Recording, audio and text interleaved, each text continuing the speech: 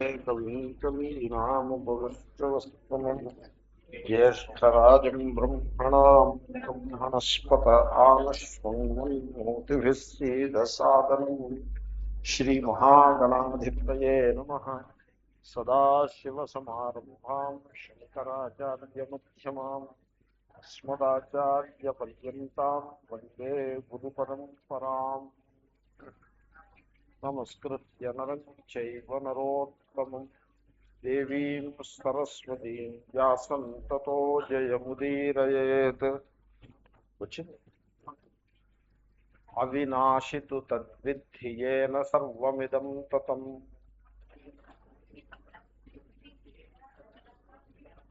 వినాశమవ్యయస్యాస్య న కశ్చిత్ కర్తుమర్హతి.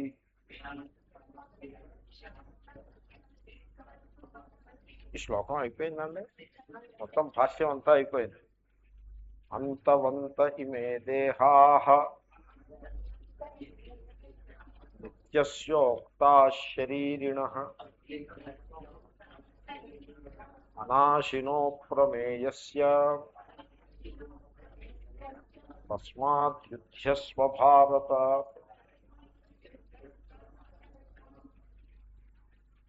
భగవద్గీత సాంఖ్యయోగంలో 3 ప్రధానమైన సెక్షన్స్ ఉన్నాయి మొత్తం చాప్టర్లో.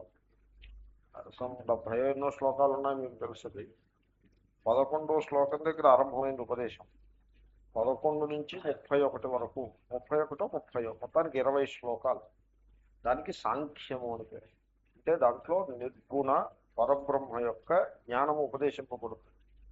నిర్గుణ పరబ్రహ్మ ఆత్మరూపంగా ఉపదేశింపబడుతుంది. అంటే ఉపనిషత్తుల యొక్క సర్వోపరి ఉపదేశము ఏదైతే కలదో అది 20 శ్లోకాల్లో వస్తుంది. అయితే 20 శ్లోకాలు కొంచెం జాగ్రత్తగా గమనించదగ్గ శ్లోకాలు. భాష్యం కూడా విస్తారంగా ఉంటుంది ఇక్కడ. ఈ మళ్ళీ 31వ శ్లోకం దగ్గర నుంచి కర్మయోగం ఆరంభం అవుతుంది. అంటే 20 శ్లోకాల్లో చెప్పినటువంటి నిర్గుణ పరబ్రహ్మను సగుణ రూపంగా మనం ఆరాధించి దానిని సాక్షాత్కరించుకోవటం ఇలాగా ప్రాక్టికల్ థియరీ అండ్ ప్రాక్టీస్ లాగా. సో కర్మయోగము is the practical aspect of the Sankhya యోగ.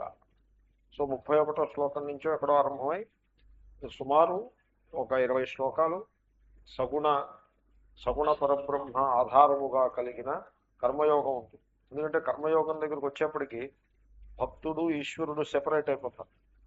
భక్తుడు ఈశ్వరుడు సెపరేట్ అవగానే ఇంకా ఈశ్వరుడు నిర్గుణం కాదు, సగుణంలో పడిపోతుంది.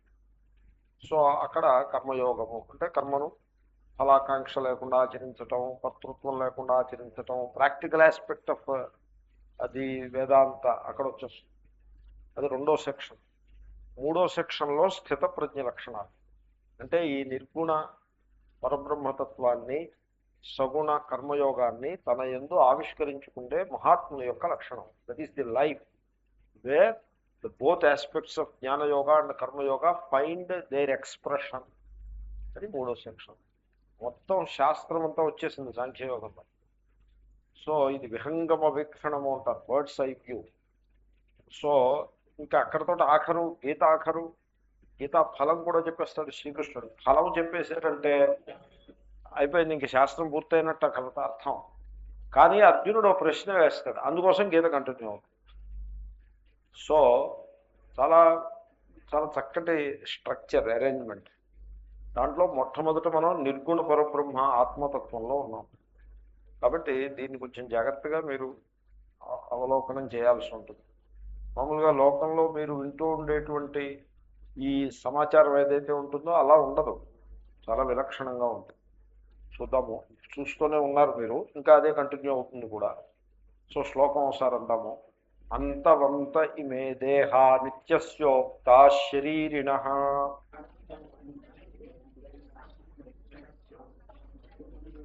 అనాశినో ప్రమేయస్య తస్మాత్ యుధ్యస్వ భారత.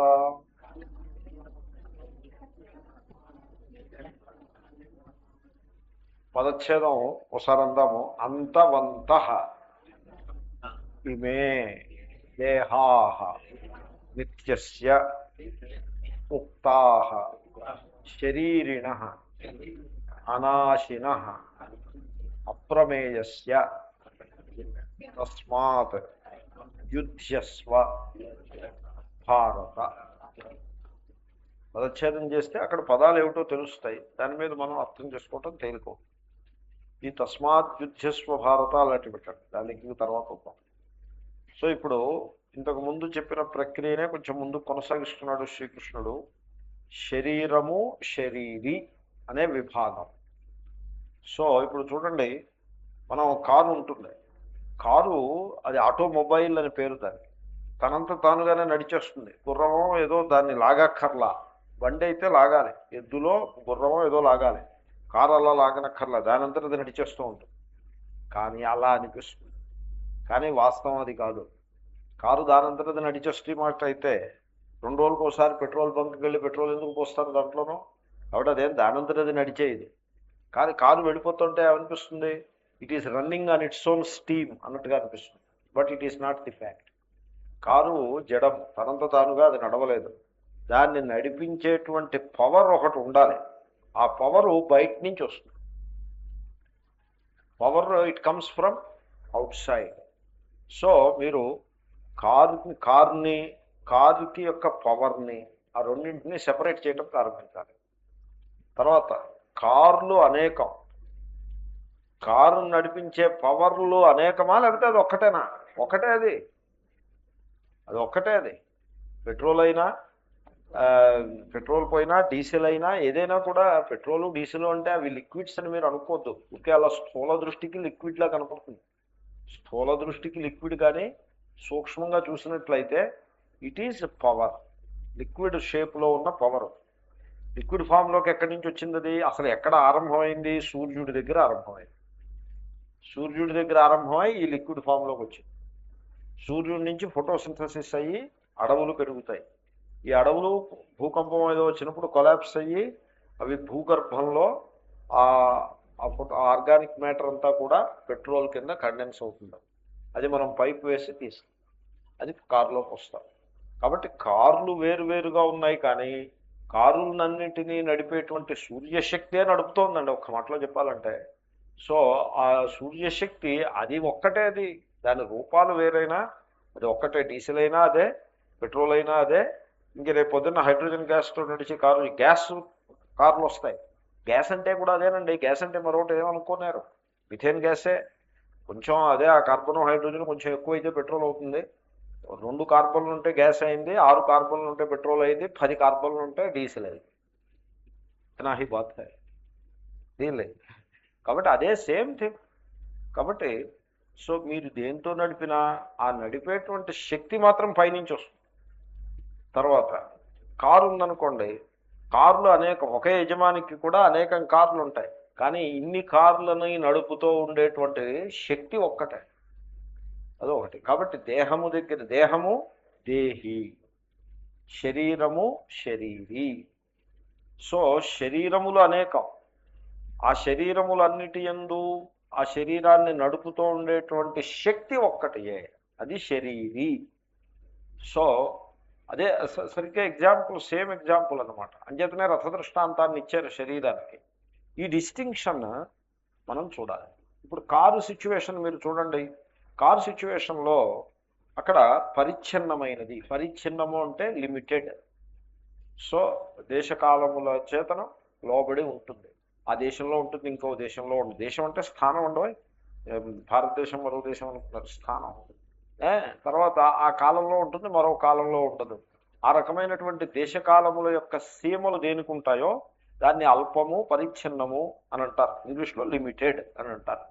కారు లిమిటెడ్, కానీ కారుని నడిపే పవర్ అది లిమిటెడ్ కాదు. అదే చూసారా? కానీ మీరేమంటారు, మా కారులో 5 లీటర్లే పడుతుంది అంటే ఇప్పుడు ఈ 5 లీటర్లు అనే లిమిటేషను అది కారుదంటారా లేకపోతే పవర్దా? కారుదే. కానీ మనం ఏం చేసాం, కారుకుండేటువంటి లిమిటేషన్ని పవర్ నందు ఆరోపించినారు. ఆ పొరపాటు మనం చేస్తూ ఉంటాం. కారు విషయంలో పెద్ద సమస్య ఏం కాదు. ఇప్పుడు మీరు కారు విషయంలో నేర్చుకుని కొత్తగా ఆచరణలో పెట్టాల్సింది ఏమి ఉండదండో. దాన్ని అలా నడిపించడం ఉంటే దృష్టాంతం అదే. కారు విషయంలో నేర్చుకునేది ఏమి ఉండదు, అది దృష్టాంతంగా తీసుకుని లోకానుభవాన్ని మనం ఇక్కడ శరీరము శరీరి దీనికి అప్లై చేసుకుంటాం అన్నమాట. కాబట్టి కారుకి ఉంటాయి కానీ పరిచ్ఛేదములు, కారులో పోసే పెట్రోల్ని కనుక మీరు సరిగ్గా అర్థం చేసుకుంటే, పెట్రోల్ని సూర్యశక్తియే పెట్రోల్ అని మీరు అర్థం చేసుకుంటే, ఆ సూర్యశక్తి యందు నానాత్వము ఉండదు, ప్లూరాలిటీ ఉండదు. తర్వాత ఈ కారుకు ఉండేటువంటి లిమిటేషన్స్ ఏవైతే ఉంటాయో అవి ఏమీ కూడా సూర్యశక్తి యందు ఉండదు. చూసారా ఎంత తేడాను? అంటే కారు అని అన్నామే కానీ ఆ కారు అన్నది ఆ సూర్యశక్తి సమావేశమైనటువంటి ఒక ఒక పదార్థము. సో చిత్రం ఏంటంటే సూర్యశక్తి కారులో ఎప్పుడు సమావేశమైందో అప్పుడు ఆ కారుకు ఉండేటువంటి గుణాలను లేక ధర్మాలను ఆ సూర్యశక్తి యందు మనం ఆరోపించి మాట్లాడతాము. కారుకి సపోజ్ 5 హార్స్ పవర్ అనుకోండి, కాబట్టి మనం ఏమంటామంటే ఆ సూర్యశక్తి కూడా 5 హార్స్ పవర్ అన్నట్టుగా మాట్లాడతాం. Okay, just take the example in it's spirit. అది ఆ హార్స్ పవర్ అనే లిమిటేషను కారు యొక్క లిమిటేషన్ తప్పిస్తే సూర్యశక్తి యొక్క లిమిటేషన్ కాదు. అది సూర్యశక్తి యొక్క లిమిటేషనే అనుకోండి, ఇంకో చోట 20 హార్స్ పవర్ ఇంజన్ ఉండడానికే వీలు లేకుండా ఉంటుంది. అది ఆ కారు యొక్క లిమిటేషన్. కాబట్టి to put it in a very nice form, నేనేం చేస్తానంటే వేదాంతం యొక్క ప్రిన్సిపుల్స్ని ఒక తేలికగా అర్థం చేసుకునేటువంటి ఒక మోడల్లో తీసుకొచ్చి ప్రయత్నం చేస్తూ ఉంటాను. సో కారు అన్నది అలా చూడడానికి అలా ఉంది, కానీ ఆ కారులో రెండింటి యొక్క సమావేశం ఉన్నది. ఏమిటా రెండు అంటే, ఒకటి పరిచ్ఛిన్నమైనది car, the body of the, దాన్ని కూడా బాడీ అనే అంటారు. వెరీ ఇంట్రెస్టింగ్, అది కూడా బాడీ అనే అన్నారు. అంటే ఎక్కడో తెలియకుండానే దాన్ని పోల్చారనమాట. ఇంకేదైనా దానికి body. So the body of the car అది పరిచ్ఛిన్నము. The power of the car పరిచ్ఛిన్నం కాదు. ఏమండి? సో ఈ రెండింటికి కంపేర్ అండ్ కాంట్రాస్ట్ చేస్తే body of the car limited in time and space, power of the car not limited in time and space. Body of the car may change, power of the car doesn't change. Body of the car visible కనబడుతుంది, the power of the car కనబడదు. కంటికి కనబడదు కదండి. లేదని నడుస్తున్నప్పుడు కూడా కారే నడుస్తున్నట్టు కనపడుతుంది, కారే కనపడుతుంది మీకు, పవర్ మీకు కంటికి కనపడదు. నడకంటే నడక ఏమైనా కనపడుతుంది ఏంటి? ఈ క్షణంలో కారు ఇక్కడ ఉంది, మరు క్షణంలో కారు ముందుకు వెళ్ళింది. ఈ చేంజ్ ఆఫ్ పొజిషన్ని బట్టి మీరు నడకని భావన చేస్తారు, నడకేం కనపడదు. కారునే చూస్తారు మీరు, ఈ క్షణంలో కారు చూస్తారు, మరు క్షణంలో కారుని చూస్తారు.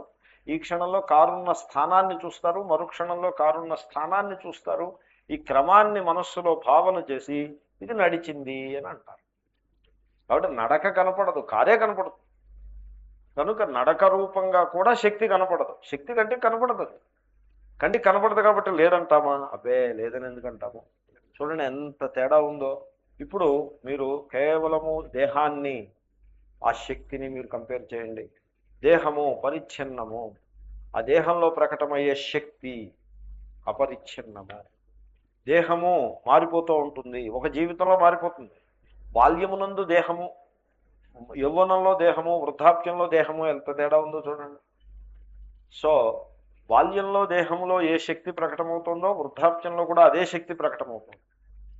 కానీ దేహంలో మార్పులు వచ్చాయి, శక్తిలో మార్పు రాలేదు. మనం శక్తిలో కూడా మార్పు వచ్చింది అనుకుంటాం, అది పొరపాటు. బాల్యంలో పరిగెత్తి వాళ్ళం, వృద్ధాప్యంలో నడవడమే కష్టంగా ఉంది, కాబట్టి మనం ఏమనుకుంటామంటే శక్తి తగ్గిపోయింది అనుకుంటాం. శక్తి తగ్గిపోలేదండి, శక్తి అనంతం, అదేం తగ్గిపోదు.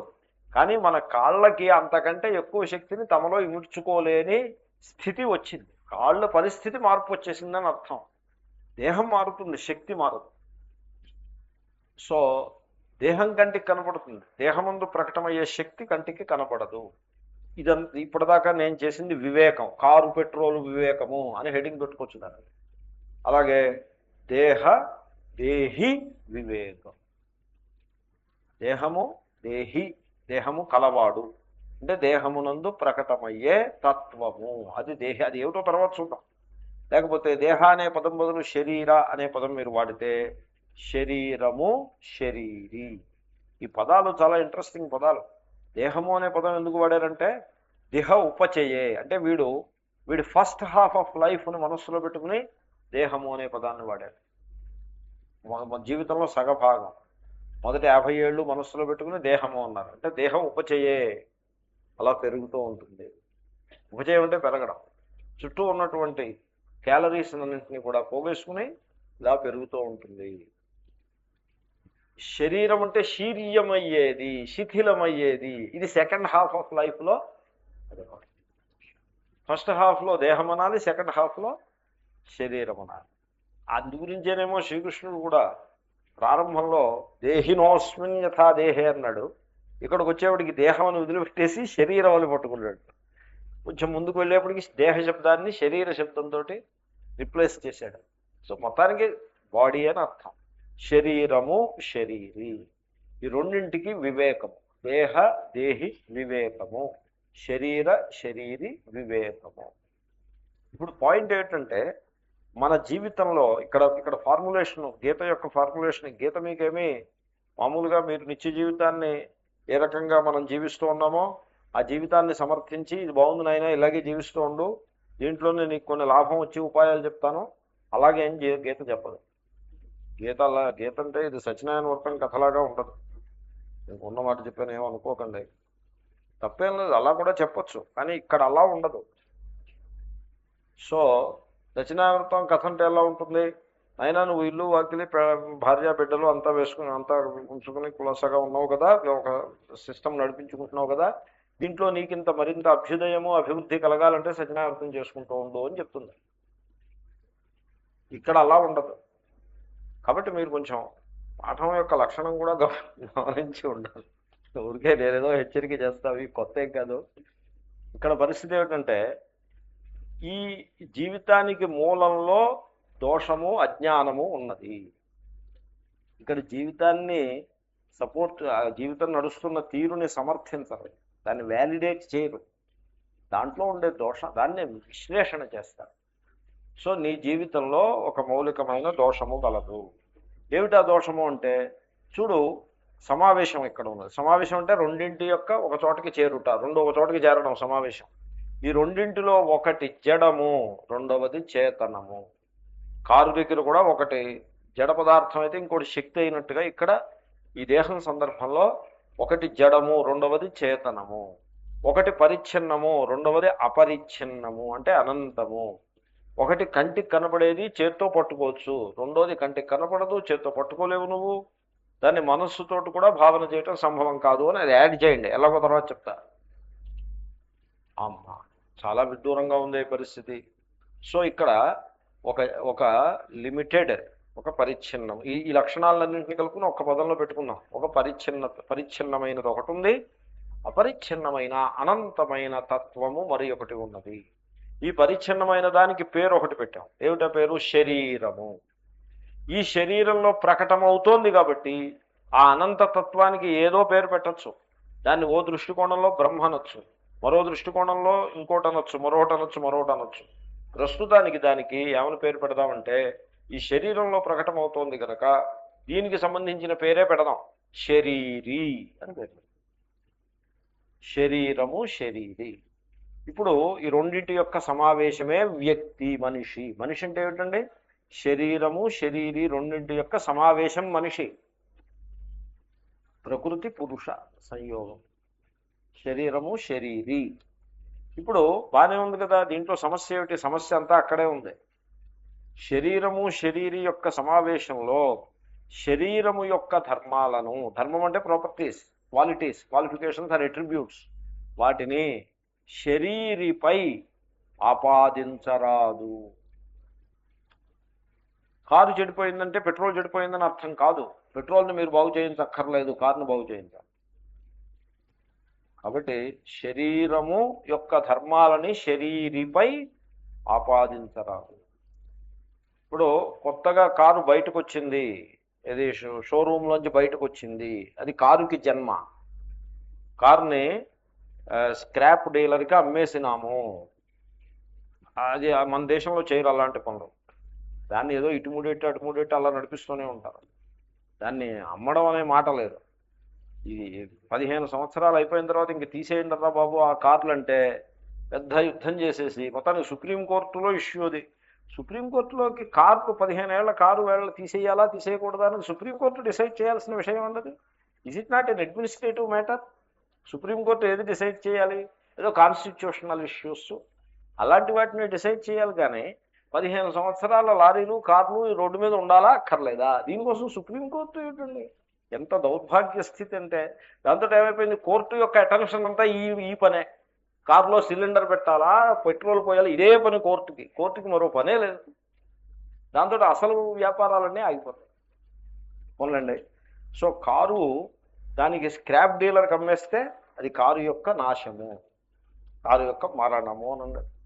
ఇప్పుడు కారు పుట్టినప్పుడు పెట్రోల్ పుట్టిందండి, కారు మరణిస్తే పెట్రోల్ మరణిస్తుందండి?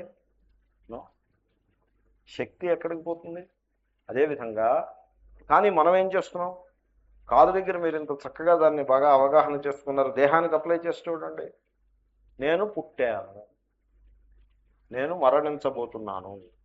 ఇప్పుడు ఈ నేను అనే పదాన్ని ఈ రెండింటి సమావేశం ఉంది ఇక్కడ.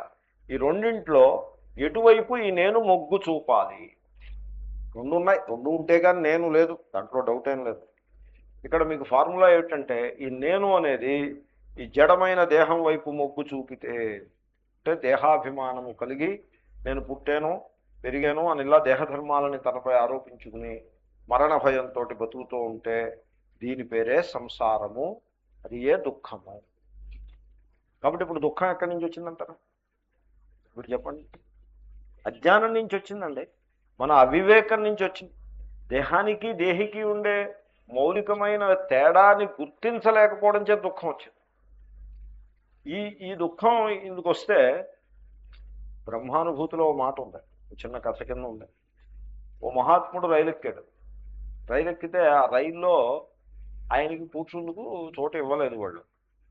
ఏదో ఏమన్నా ఆ రైల్లో రాత్రిపూట మా చోటు మాది, మేము మహాత్ముడికి ఇస్తే మేము ఎక్కడ నిలబడతామని ఎవడి సమస్య వాడికి ఉంటుంది. You have to understand.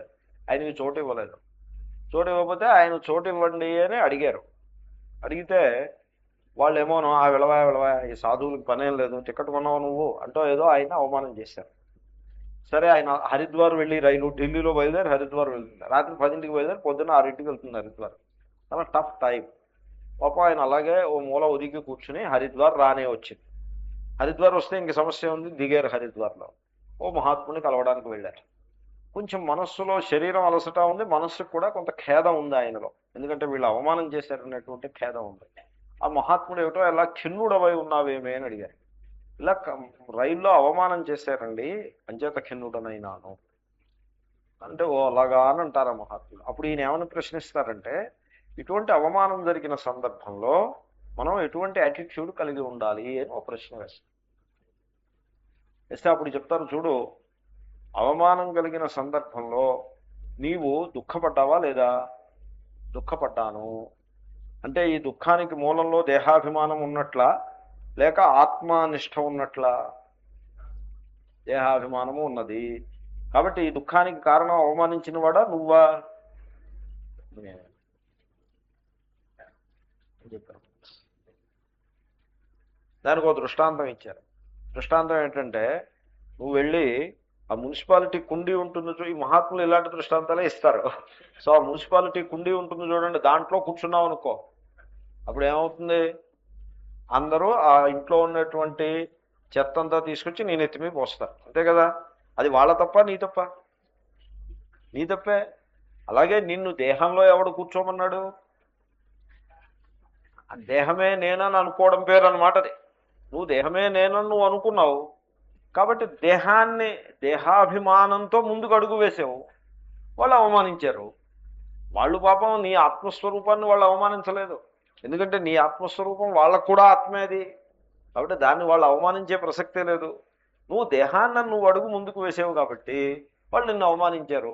You got what you deserve. దీంట్లో వాళ్ళ తప్పే లేదు, తప్పు నీదే అని చెప్పారు. తెలుసుకోదగ్గ విషయం అంటే అసమానం అలా చేయాలని కాదు, దేహాభిమానం అన్నది అది మౌలికమైన అజ్ఞానం. కాబట్టి ఈ అజ్ఞానం నుంచి బయటపడే ప్రయత్నం చేయాలి. ఇప్పుడు శ్లోకం చూడండి, నిత్యస్య శరీరిణ, శరీరి శరీరము, అది తేడా. శరీర శబ్దానికి దేహాన్ని వాడారనుకోండి, ఇక్కడ సో శరీరి అంటే శరీరంలో ప్రకటమవుతూ ఉండే ఆ తత్వం ఏదైతే ఉందో దానికి మూడు విశేషణాలు వేశారు. ఏమిటి? శరీరిణ షష్ఠి. ఏం విశేషణాలు మూడు వేశారో చెప్పండి. నిత్యస్య, అనాశిన, అప్రమేయస్య. మూడు విశేషణాలు వేశారు. శరీరి అంటే శరీరంలో ప్రకటమయ్యే తత్వం. దానికి మనం ఓ పేరు పెడదాం, ఆత్మ అందం. తేలిగ్గా ఉంటుంది. శరీరంలో ప్రకటమయ్యేటువంటి ఆ తత్వానికి, ఆ శక్తి రెండు రకాలుగా ఉంది. క్రియాశక్తి, జ్ఞానశక్తి, విజ్ఞాన శక్తి. ఈ రెండు రకాల శక్తి అది. సో ఈ రెండు రకాల శక్తికి ఏమైనా పేరు పెడదాం మనం? ఆత్మ అని పేరు పెడదాం. కాబట్టి శరీరి అంటే ఆత్మ. అది దానికి మూడు విశేషణాలు: నిత్యము, అనాశి, అప్రమేయము. ఇంకా దేహము, ఈ శరీరంలో ఏది ఈ తత్వము ప్రకటమైన దేహం ఉన్నదే దానికి ఉపాధి అని పేరు పెడతారు. ఉపాధిని ఎందుకు పేరు పెడతారంటే, ఈ పదాన్ని మీరు గుర్తుపెట్టుకోండి, అసమానం నేను వ్యాఖ్యానం చేయక్కర్లేకుండా. ఉపాధిని ఎందుకు పేరు పెట్టారంటే, మామూలుగా మీకు వివేకం తెలుస్తూ ఉందనుకోండి, కారులో ప్రకటమయ్యే శక్తియే, రెండింటికి కన్ఫ్యూషన్ లేదు. అంటే కారు యొక్క ధర్మాలని మీరు ఆ శక్తి మీద ఆరోపించరు, అప్పుడు కారుని ఉపాధి అనరు. కానీ మీరు బై మిస్టేక్ కారు యొక్క ధర్మాలని ఆ శక్తి మీద ఆరోపిస్తే దాన్ని ఉపాధి అంట. ఉపాధి అనే పదానికి దోషం అని అర్థం. దోషం వచ్చేసింది చూడండి. కారు ధర్మాలని కారు కట్టబెట్టాలి, కానీ కారు ధర్మాలని శక్తిగా ఆపాదిస్తే, ఇప్పుడు తాటి చెట్టు కిందకి నిలబడి మంచినీళ్ళు తాగితే వాడు కళ్ళు త్రాగాడు అని అంటారు. వాడు త్రాగింది నీరు కదా. ఈ కళ్ళు అనే మాట ఎక్కడి నుంచి వచ్చింది? ఆ తాటి చెట్టు నుంచి వచ్చింది అన్నమాట. వీడికి తాటి చెట్టుకి సంబంధం ఏం లేదు కదా. అంటే వీడు పక్కన నిలబడ్డమే వీడు చేసిన పొరకు. సో ఆ విధంగా కారులో ప్రకటమైంది కనుక కారు ధర్మాలన్నీ దాన్ని ఎత్తి మీద వేసాం మనం. దీన్ని ఆరోపించడము అంటారు. ఈ విధంగా ఆరోపించిన సందర్భంలో మాత్రమే దానికి ఉపాధి అని పేరు. సో ఇప్పుడు దేహధర్మములైన పుట్టుక, నాశము అనేవి మీరు ఆత్మయందు ఆరోపించి, మీరు అలా ఆరోపించారు కనుక ఈ దేహమునకు ఉపాధి అని పేరు. ఉపాధి అనే మాట ఇక్కడ రాలేదు, నేను మీకు చెప్తున్నా. కాబట్టి ఈ దేహము అనే ఉపాధికి ధర్మాలు ఏం చెప్పారు ఇక్కడ? ఒక ధర్మం ఏమిటంటే, మూడు ధర్మాలు చెప్పారు ఉపాధికి. దేహధర్మాలు మూడు చెప్పారు. ఏమిటో గుర్తుపెట్టగలరా మీరు ఆ మూడు ధర్మాలు? చూడండి, ఆత్మకి, శరీరిన ఆత్మకి మూడు చెప్పారు. నిత్యస్య, అనాశిన, అప్రమేయస్య. దేహానికి మూడు ధర్మాలు చెప్పారు. ఏమిటో గుర్తుపట్టగలరా? ఒకటి అంతవంత, రెండు ఇమే, అది రెండవ ధర్మం. మూడు దేహాహ, బహువచనం ధర్మం. శరీరిన ఏకవచనం, దేహాహ బహువచనం. అంటే అర్థం ఏమిటి? Cars, the power of the cars అని అంటారు. అంటే కార్స్ బహువచనం, పవర్ ఏకవచనం. అంటే అర్థం ఏంటి?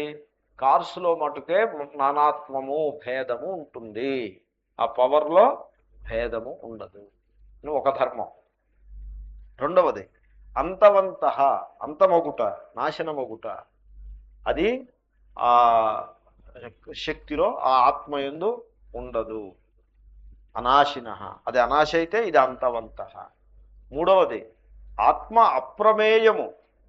ఏమిటో చెప్తాం మీకు. వెరాజ్ దేహములు ఇమే, కంటికి కనపడతాయి, దృశ్యము. ఆ శ్లోకం ఎంత, ఆ స్ట్రక్చర్ చూడండి ఎలా ఉందో. స్ట్రక్చర్ని పట్టుకోవడంలో శంకరులు చాలా అద్భుతంగా ప్రజ్ఞ చూపిస్తారు. కాబట్టి దేహాలకి, ఉపాధులకి మూడు ధర్మాలు. దేహము ఉపాధి, దానికి మూడు ధర్మాలు. బహువచనంలో ఓ ధర్మం ఉన్నది. ఇమే రెండవ నానాత్వము, ఇమే దృశ్యత్వము, అంతవంత వినాశిత్వము అని మూడు ధర్మాలు ఉంటే, దాని యందు సమావేశమవుతున్నటువంటి ఆత్మతత్వమును మూడు నిత్యము, అవినాశి, ఆ పదాలు ఏమిటో చూద్దాము. అప్రమేయము. ఇంత తేడా ఉంది.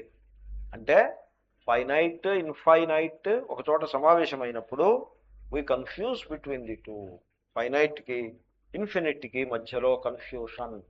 అంటే ఈ పరిచ్ఛిన్నమైన దేహము యొక్క ధర్మములను ఆత్మయందు ఆరోపిస్తున్నావు. అంచేతనే దేహము యొక్క, ఇప్పుడు చిత్రం ఏంటంటే,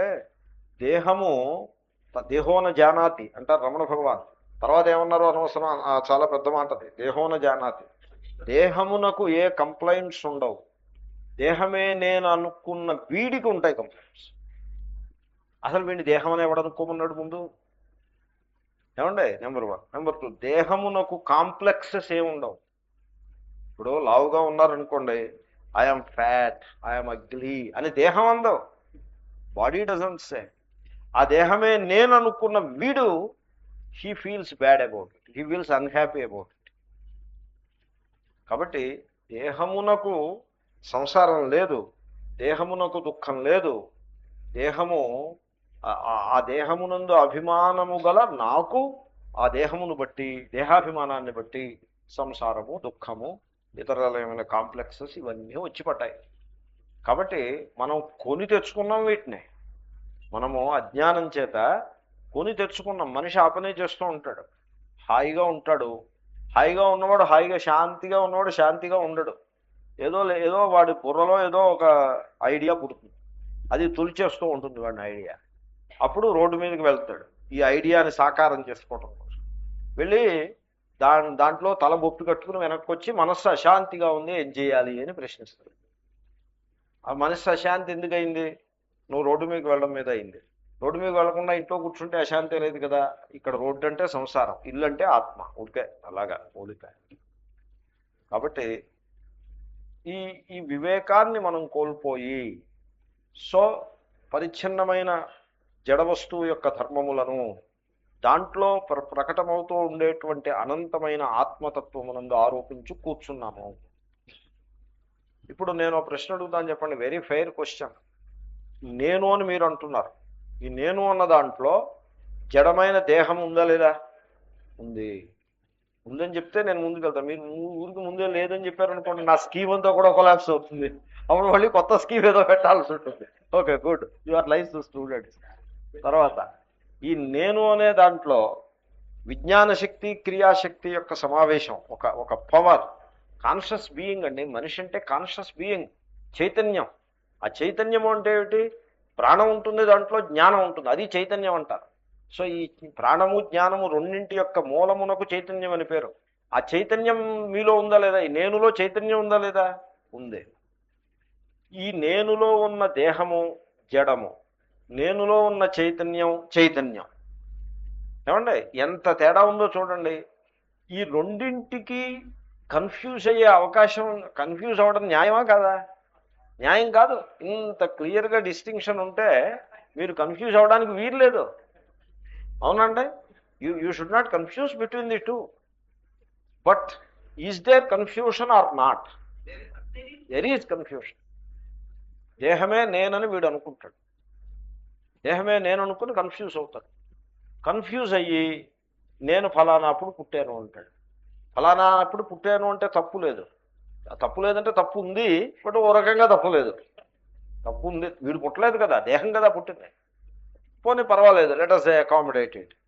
కానీ పుట్టాను అనుకుంటే తప్పు లేదు. పోనీ ఏదో అనుకుంటే అనుకున్నాడు. కానీ మీరు పుట్టుక అని ఎప్పుడైతే అన్నారో, మీరు దేహాభిమానాన్ని బలం చేసుకుంటున్నారు. దానివల్ల మీరు ఎవరికే అపకారం చేయట్లేదు, మీకు మీరే అపకారం చేసుకుంటున్నారు. అస్తమానం ఆ పుట్టినరోజు అలా గుర్తుపెట్టుకుంటూ ఉండటం, నేను ఫలానాప్పుడు పుట్టాను, ఫలానాప్పుడు పుట్టాను, ఫలానాప్పుడు పుట్టాను. తర్వాత ఈ మధ్యకాలంలో ఈ పుట్టినరోజు పిచ్చిని, పూర్వం ఉండేది కాదు పాపం, వాళ్ళు ఎరగరు, వాళ్ళు అమాయకంగా ఉండేవారు. ఈ మోడర్నిటీ ఏం చేసిందంటే పుట్టినరోజు అనే పిచ్చిని బాగా, ఇదొక మ్యాడ్నెస్ బాగా వ్యాప్తి చెందించింది. నా పర్సనల్లీ నేను మా ఇంట్లో ఎవళ్ళు పుట్టినరోజు అనే మాట అంటుండగా వినలేదు. ఎవరికి అంత స్థిమితం కూడా ఉండేదో మరి ఏమిటో, వాళ్ళు అలా జీవించారు. పెద్దవాళ్ళు కానీ పిన్నలు కానీ ఫలానా అప్పుడు పుట్టారు, ఇది పుట్టినరోజుని వాళ్ళు ఎప్పుడూ అనుకోలేదు. ఇప్పటికీ మా అమ్మగారినో మా అమ్మగారిని నిలదీద్దామా అని నాకు అనిపిస్తుంది. ఏమే అమ్మ, ఎప్పుడు నాకు ఒక్కరోజు కూడా పుట్టినరోజు ఎందుకు చేయలేదు అని నిలదీద్దామా అనిపిస్తుంది. నేను నిలదీశాను అనుకోండి, ఆవిడ పాప ఏం చెప్తుంది సమాధానం? ఏమో నాయనా, నాకు చాలా హడావిడిలో ఉండిపోయాను, నాకు జీవితం అంతా హడావిడిలోనే గడిచిపోయింది, నేను ఆ గుర్తు రాలేదురా నాకు, ఏమనుకోకు అని చెప్తుంది. ఇంకేం చెప్తుంది అంతకంట? ఈ మోడర్నిజంలో వచ్చిన ఏమిటంటే ఆ రకమైన అమాయకత్వాన్ని సమాధి చేసేసింది మోడర్నిజం వచ్చి. It is gone for ever gone. ఇప్పుడు ఇంకా పిల్లకి ఆ ఈ రావు కానీ బర్త్డే హ్యాపీ బర్త్డే అంటూ మొదలు. దీనికోసం కొన్ని టీవీ ఛానల్స్ పని కట్టుకుని దాన్నే ప్రచారం చేస్తాయి. నువ్వు పుట్టినరోజు వాడు పుట్టినరోజు, వాడి పుట్టినరోజుకి నువ్వు హ్యాపీ బర్త్డే, ఇదో పెద్ద వ్యామోహం. మనం పెద్దవాళ్ళు వివేకవంతులు కూడా ఈ వ్యామోహంలోనే పడుకుంటూ ఉంటారు. కొంత తప్పే ఉందండి, పుట్టినరోజు తప్పేమీ లేదు. ఇంట్లో నాకు వచ్చిన నష్టం ఏం లేదు. నా పుట్టినరోజు అని మీరు ఏదైనా చేసుకుంటే నాకు లాభమే కూడా, ఓ రకంగా నష్టం ఏం లేదు. పండో పరకో నాకు వస్తుంది, లాభమే కానీ నష్టం లేదు. కానీ మనం పొరపాటు చేస్తున్నాం. ఎందుకంటే అజ్ఞానము దృఢపడేది ఆ విధంగానే దృఢపడుతుంది. అజ్ఞానం సడలాలంటే నేను పుట్టలేదు అని అనుకోవాలి. అని అనుకోవడం కాదు, అని తెలుసుకోవాలి, అని ఫీల్ అవ్వాలి.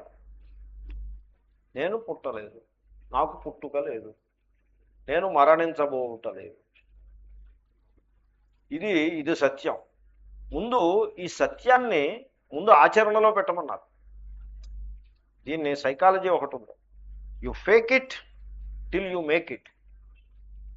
నేను పుట్టలేదు, నాకు మరణము లేదు, అది అసలు అది ఊహ చేస్తే ఎలా అనిపిస్తోందండి మీకు? అసలు ఆ మాట, ఆ వాక్యాన్ని మీరు ఊహిస్తే ఎలా ఉంది మీకు? అసలు మీరు ఊహించి చూడండి ఇంటికి వెళ్ళి, నేను పుట్టలేదు, నేను మరణించబోవటలేదు అని మీరు ప్రేమగా దాన్ని ఆ వాక్యాన్ని భావన చేసి చూడండి. శ్రీకృష్ణుడు అలా చెప్పాడని దానికి జోడించండి. శ్రీకృష్ణుడు చెప్పిన మాట, నువ్వు పుట్టలేదయా, నువ్వు మరణించబోవటలేదు, భావన చేసి చూడండి. ఎంత ఎంత ఫ్రీడమ్ మీరు ఫీల్ అవుతారో. I cannot explain it, you have to feel it your self. కనుక నేను పుట్టలేదు, నేను మరణించబోవటలేదు. నా వచ్చిన బాధ ఏంటంటే శ్రీకృష్ణుడు చెప్తున్నాడు, శాస్త్రం చెప్తోంది, శంకరులు చెప్తున్నారు, బట్ స్టిల్ మనకు కూడా డౌట్ లేదు, మనకు కూడా శ్రద్ధ ఉంది, మనకు కూడా ప్రేమ ఉన్నది, ఆ జ్ఞానం ఉందో. బట్ స్టిల్ ఆ జ్ఞానము ఎస్ నాది, ఎస్ ఐ నో ఇట్ అని చెప్పగలిగేటువంటి ఆ ధైర్యం మనకి ఇంకా రాలా. ఎందుచేత రాలేదంటే దేహాభిమానం ఇంకా మన వెంటాడుతుంది. ఎలాగ ఇది పోవటం అంటే, you make it, you fake it till you make it. నేను పుట్టలేదు, నేను చావబోవటలేదు. You behave like that. You behave as if you are not born, you are not born and you are not going to die. You behave like that. Then you will start realizing the truth. You fake it till you make it. కానీ మనం ఏం చేస్తాం? we just do the opposite. నేను ఫలానా అప్పుడు పుట్టాను, అదిగో పుట్టినరోజు వస్తుంది, పుట్టినరోజు నాడు ఇది చేయాలి, అది మీరు నేను ఫలానా అప్పుడు పుట్టాను అని మీరంటే వెంటనే వేదంలోని కర్మకాండ మీకు ఒక కర్మను చేయమని ఆదేశిస్తుంది. వేదం మీకు ఫలానప్పుడు నువ్వు పుట్టావని చెప్పదు, నీకు పుట్టుక గలదు అని వేదం చెప్పదు. పైగా నీకు పుట్టుక లేదని చెప్తుంది వేదం. కానీ నేను పుట్టాను అని మీరు నిర్ధారణ చేసుకుంటే, ఓకే పుట్టావా, అయితే ఏం చేద్దాం అనుకుంటున్నావు? ఏం చేస్తాను? 1000-10,000 ఖర్చు పెట్టి పార్టీ చేద్దాం అనుకుంటున్నాను. వద్దయా, అలా అనవసరం, తప్పది. ఎలాగా పుట్టానని ఎలాగో ఉంటున్నావు కనుక ఏదో ఒకటి చేయాలనేటువంటి ఒక పట్టుదలలో ఎలాగో ఉన్నావు కనుక ఆ రోజుని ఆయుష్య హోమం చేసుకో. అగ్నిని వ్రేల్చి 2 చెంచాలు నెయ్యి ఓ మంత్రం చెప్పి అగ్నిలో వేసి స్వాహాని నమమాను. కనీసం పుట్టినరోజు నాడైనా ఆ పని చేయి, పుట్టానని అంటున్నావు కనుక అని ఒక తాయిలం కూడాను. దానికి ఆ హోమానికి, హోమం చెయ్యి అంటే వీడు చేయడని, ఆయుష్య హోమం చెయ్యి అంటే పుట్టాడు అనగానే మరణ భయం ఉంటుంది, దాని వెనకాలే ఉంటుంది. అది ఒకప్పుడు ఎక్స్ప్లిసిట్గా ఉండొచ్చు, ఇంకొప్పుడు ఇంప్లిసిట్గా ఉండొచ్చు. అంటే ప్రకటమవుతూ ఉంటుంది, లేకపోతే అప్రకటంగా ఉంటుంది. కాబట్టి ఆ మరణ భయం అనేది ఒకటి ఉంది కదా. కాబట్టి వాడికి తాయిలం అంటే తెలుసు కదండి, చాక్లెట్ లాంటిది. ఏమిటంటే, నువ్వు ఈ హోమం చేస్తే నీకు ఆయుర్దాయం పెరుగుతుంది. ఆయుర్దాయం పెరుగుతుందో తగ్గుతుందో నేను మీకు నిన్న చెప్పానుగా, టైం క్లాక్ ఉదాహరణ. కాబట్టి పెరుగుతుందో తగ్గుతుందో అది ఎలాంటి పెట్టండి. వీడు హోమం చేస్తాడు, దానికి హోమం చేయంటే చేయడు, ఆయుష్య హోమం చేయంటే చేస్తాడు, శ్రీ హోమం చేయమంటే చేస్తాడు, సంపదనిచ్చే హోమం చేయమంటే చేస్తాడు. హోమం చేయరా అంటే అదేమిటండి. కాబట్టి ఆయుష్య హోమం చేయి. సపోజ్ మీరు వివేకవంతులై, ఏమంటే ఆయుష్య హోమం చేయమంటారు ఏమిటి, నన్ను నాకు పుట్టుక లేదు కదా అని మీరు అన్నారనుకోండి, అప్పుడు వేదం ఏమంటుందంటే, చిరంజీవ శుభం భూయాత్, నీకు పుట్టుక లేదు, అయితే మరి నేను ఇప్పుడు ఆయుష్ హోమం చేయాలా అక్కర్లేదు, అది నువ్వే సెటిల్ చేసుకో. నీకు పుట్టుక అయితే లేదు, నీకు చావు కూడా లేదు. ఆయుష్ హోమం చెయ్యొద్దని చెప్పరండి. నువ్వు పుట్టలేదు, నువ్వు చావపోవట్లేదని చెప్తారు. ఆయుష్ హోమం చేయొద్దని చెప్పరు. మీరు ట్యాక్స్ కట్టక్కర్లేదని చెప్తారు, మీరు ట్యాక్స్ కట్టొద్దని చెప్పరు. ట్యాక్స్ ఏ ఏ కండిషన్స్లో కట్టాలో గెజెట్లో వేస్తారు, కానీ ఏ ఏ కండిషన్స్లో కట్టక్కర్లేదన్నది అది ఒక తాత్పర్యంగా వేయరు. మీకు 40,000 50 లక్షల రూపాయలు ఆదాయం దాటితే మీరు ట్యాక్స్ కట్టాలి, 10% కట్టాలి, 50 కట్టాలి, 20% కట్టాలని వేస్తారు. 90,000 ఆయుర్దాయం గలవారు ట్యాక్స్ కట్టనక్కర్లేదు, 80,000 అలా వేయరు. అలాగే కర్మకాండ మిమ్మల్ని కర్మల్ని చేయమని చెప్పడం కోసం వచ్చింది, కానీ చేయొద్దని చెప్పడం కోసం రాలేదు. కాబట్టి కర్మకాండ మీరు పుట్టారని చెప్పట్లేదు. ఒకళ్ళు అడిగారు నన్ను, అందుకోసం నేను చెప్పాను. మరి ఎందుకు ఆయుష్ హోమం ఎందుకు ఉందని ఒక ప్రశ్న వేశారు, అందుకోసం చెప్పాను. కనుక వివేకమును సంపాదించుకో. అంత ఈ వివేకాన్ని ఈ శ్లోకంలో బాగా చెప్పారు. ఇమే అన్నారు. సో ఇప్పుడు భేదాన్ని చూద్దాం. ఇమే అంటే ఇవి, ఇదం శబ్ద ప్రయోగం చేశారు. వేదాంతంలో ఇదం శబ్దానికి చాలా ప్రధానమైన అర్థం ఉన్నది. దాన్ని ఇదం శబ్దము యొక్క లక్షణం ఏదైతే ఉన్నదో దాన్ని ఇదంతా అంటారు. ఇదంతా the status of being this, అంటే దిస్నెస్ ఇదంతా. అసలు దిస్నెస్ అంటే ఇది అని కనుక మీరు దేన్నైనా నిర్దేశించే ఛాన్స్ ఉంది అంటే, దేన్నైనా సరే ఇది అని మీరు అన్నారంటే అది మీరు కాదు ఇంకా. ఎందుకంటే మీరు ఇది అవుతారా, లేకపోతే ఇదిని చూచివారు అవుతారా? ఇదిని చూచివారు అవుతారు, కానీ ఆ ఇది మీరే ఎవరు. తర్వాత ఇంకోటి సూక్ష్మంగా గమనించాల్సింది, ఇది మీరే అయిపోయారనుకోండి, మీరు ఆ ఇదిని చూచేవారుగా మిగిలి ఉండరు. మీరు ఇది అయిపోతే ఇదిని చూసేవారుగా మిగిలి ఉండరు, ఇది అయిపోతారు. ఎందుకంటే దేన్నైనా చూడాలంటే దానికంటే విలక్షణంగా నిలబడి ఉండాలి. పెర్సీవర్ అనేవాడు పెర్సీవ్డ్ కంటే సెపరేట్గా ఉండాలి, అప్పుడే పెర్సెప్షన్ పాసిబుల్ అవుతుంది. అంచేతనే కన్ను తనను తాను చూడలేదు, కన్నును చూడలేదు. కన్ను కాని దానిని చూస్తుంది.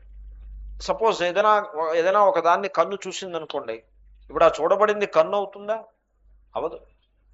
ఎందుకంటే ఆ చూడబడేది కన్నే అయితే కన్ను చూడలేదు ఇంకా. కాబట్టి నేను చూస్తున్నాను అంటే నేను ఇది అన్నాను అంటే చాలు, ఇంకా వేరే ఫర్దర్ ఆర్గ్యుమెంట్ అక్కర్లేదు. Just the fact that it is this is enough to establish that it is not I. ఎందుకంటే దిస్ నేను అవను, దిస్సే అవుతుంది. దిస్ని చూచేవాడిని అవుతాను, కానీ దిస్సే నేను కాను. ఇదే కన్ఫ్యూషన్ నేను చెప్పాను. దిస్ని చూచేవాడికి మధ్యలో కన్ఫ్యూషన్. కాబట్టి దేహము దిస్ అవుతుందా, నేనవుతుందా? దిస్ అవుతుంది. ఇమే దేహా, దేహము దృశ్యము కనుకనే జడము, అనిత్యము, వినాశి, అనాత్మ. ఆత్మ కాదు. ఇంకా ఇంకా ఇంకా చాలా చెప్పచ్చు దాని గురించి. చాలు, అదొక్క రీజన్ చాలు. ఇదం అంచేత 13వ అధ్యాయం అసలు ఇప్పుడు అనకూడదు న్యాయంగా.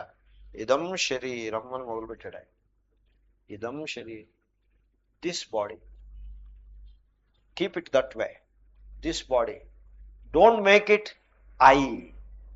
దాన్ని ఐ చేసి కూర్చోబెడితే అది మరి కన్ఫ్యూషన్ అయిపోయింది. Don't make it I, this body. ఇది వినడానికి చాలా సింపుల్గా ఉందండో, చాలా సింపుల్ మాట. దీని ఎంత సింపుల్ అంటే, ఇది ఈ మామూలుగా వీధిలోకి ఇక్తారా పట్టుకుని తత్వం పాడడానికి వస్తారు, వాళ్ళు కూడా పాడతారు దీన్ని. అంటే అంత సింపుల్ అది. పాపం శుద్ధ అమాయకులు కూడా దాన్ని తెలుసుకోగలుగుతారు. సో ఈ దేహము కట్టె వంటిదిరా, పుట్టేది గిట్టేదిరా, నీ ఆత్మతత్వాన్ని తెలుసుకోరా అంటూ టింగ్ టింగ్ టింగ్ టింగ్ టింగ్ అంటూ వీధిలో పాడతారు. Very simple fact. కానీ దీని implications, what it means to me is too big. What it means to me is too big. కాబట్టి అసలు దేహమును మీరు సాక్షి రూపంగా దర్శించారు అంటే ది హోల్ సంసార అప్పటికప్పుడు ఎండ్ అయిపోతుందంటే. ఎందుకంటే సంసారం అంతా దేహమున చుట్టూ ఉంటుంది. ఎంత ఎంత లోతు అయిన సత్యం అంటే ఇది, జనులు అబ్బో ఇది మా వల్ల కాదండోయ్, తర్వాత చూద్దానండి దీన్ని అనేసి పక్కకు వెళ్ళిపోతారు. అంచేతే లోకంలో చాలామంది భగవద్గీత చదవరు. భగవద్గీత చదివిన 12వ అధ్యాయం చదువుతారు. కొంత సగుణ భక్తి ఉంటుంది. 12వ అధ్యాయంలో కూడా మళ్ళీ సగుణ భక్తి శ్లోకాలే చదువుతారు. ఏవో కొన్ని ఉన్నాయి ఆ సగుణ భక్తిని చెప్పేవి. అక్కడ మళ్ళీ ధ్రువం అచలం అని అక్కడ ఆత్మస్వరూపం అవి చదవరు. 2 శ్లోకాలు ఉన్నాయి, ఆ 2 చదవరు. అద్వేష్ట సర్వభూతానం అవి చదవరు. ఊరికే ఏవో కొన్ని మయ్యే వమన ఆధత్స్వ